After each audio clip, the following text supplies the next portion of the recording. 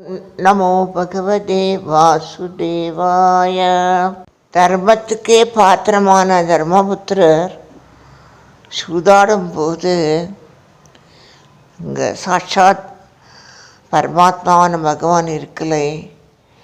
அவர் சகோதரரையும் தன்னுடைய பாரியையும் வச்சு அந்த சூதாட்டம் ஆடி ஜெயிக்கலாம்ங்கிற எண்ணத்தோடு அவர் இருக்கும்போது, எல்லாமே இழந்து இருக்கும்போது, அந்த திரௌபதியை துஷ்யாசன வஸ்திரத்தை எடுத்து அவமானிக்கும்போது, அந்த திரௌபதி அங்கே இருக்கிற ததசில் இருக்கிற அத்தனை கௌரவிக்கிற அத்தனை வைராக்கியமும் அத்தனை வீரங்களும் அத்தனை தர்ம சாஸ்திரங்களும் தெரிஞ்சவரான பீஷ்மரையும் துரோணாச்சாரியரையும் விதுரரையும் அங்கே இருக்கிற அத்தனை ஜனங்களையும் பேரு கேட்ட சன்னியாசிமாரையும் பார்க்குறா.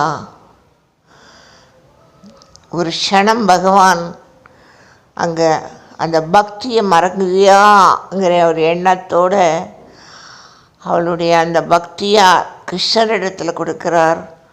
சாட்சாத் பகவான் ருக்மிணியை காக்க வஸ்திரமாக மாறுறார். ருக்மிணி பகவானை பார்க்குறார்.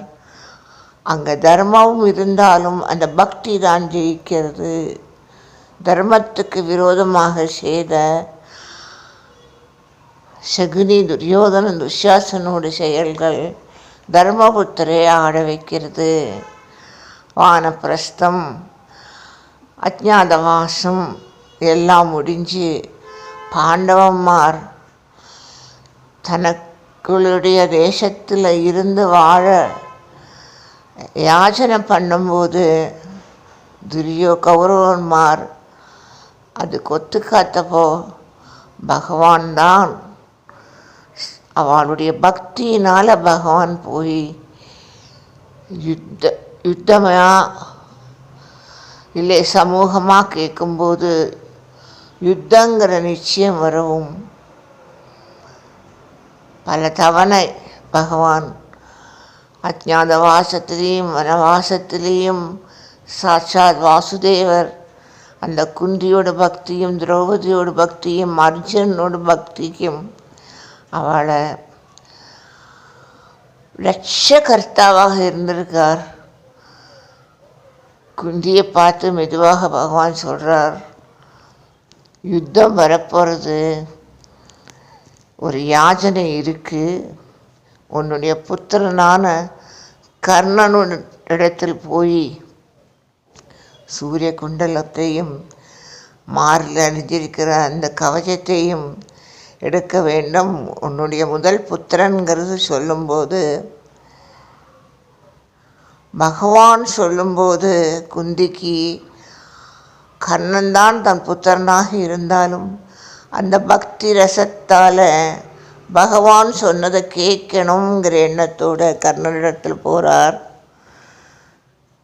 பலவிதமாக கர்ணனை பார்த்து பக்தியும் மாதாவுடைய ஸ்நேகத்தால் பாண்டவன் பக்கம் வா என்று சொல்லும்போது கர்ணன் அனாதையாக இருந்தாலும் அதர்மம் பட்ட துரியோதன் கூட இருந்தாலும் நான் என்ன சுரட்சமாக ஒரு கவசம் என்னை பார்த்துட்டு இருந்தது.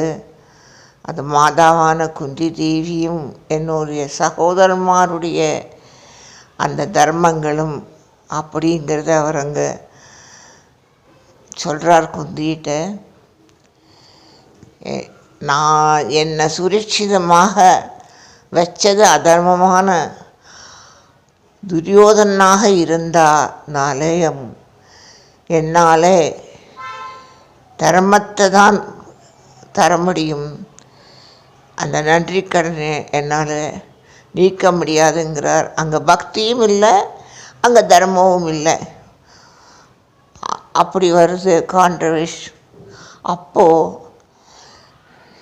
பகவான் வாசுதேவர் கிருஷ்ணருக்கு எல்லா நிமித்தங்களும் தெரியறது.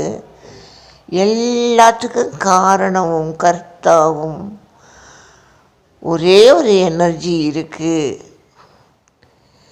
நம்ம மனுஷனுடைய பலவிதமான குடும்பங்களில் பல விதத்தில் நம்மளுடைய சுக துக்கத்தில் நம்மளை அதை புரிஞ்சுக்கலாம்.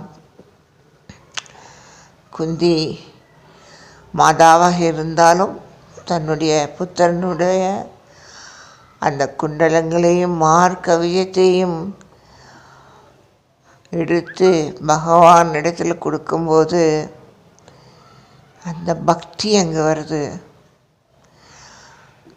அதை அவுத்து கொடுக்கும்போது, அம்மாவுக்கு கொடுக்கும்போது கண்ணனுடைய தர்மங்கள் அங்கே வருது. அப்போ இந்த பக்தி ரசம், பக்தி, ஸ்ரத்தை, வைராக்கியம், ஞானம், சத்தியம், தர்மம், சுகம், துக்கம், சம்பந்தம், கடைசியில் சம்பந்தங்கிறபோது குடும்பம். அதனால் பல விதத்தில் உள்ள தியாகங்களை அர்ஜுனர் காமிக்கிறார்.